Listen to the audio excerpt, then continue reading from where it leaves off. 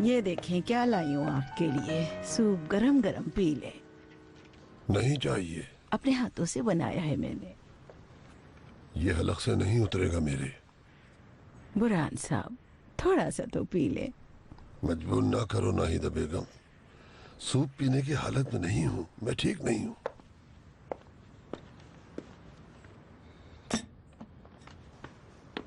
Doctor को बुलाने का कह रही हूँ मगर वो भी मना कर रहे हैं। डॉक्टर क्या करेगा? क्या मेरे जमीर का भी इलाज करेगा?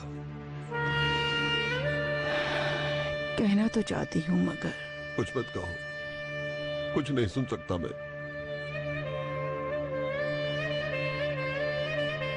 शहजाद बिल्कुल ठीक है नाहिदा बेगम। अगर मुझे मालूम हो तो कि वो अल्फाज इतने जहरीले हैं और वापस लौट कर आएंगे तो मैं हरगिज हरगिज कभी अपना मुंह नहीं खोलता। बुरहान साहब, बहुत बुरी तरह से बात की थी मैंने, बहुत बुरी तरह, बहुत बुरा किया था मैंने। बीमार बच्चे की माँ को बहुत बुरा कहा था मैंने।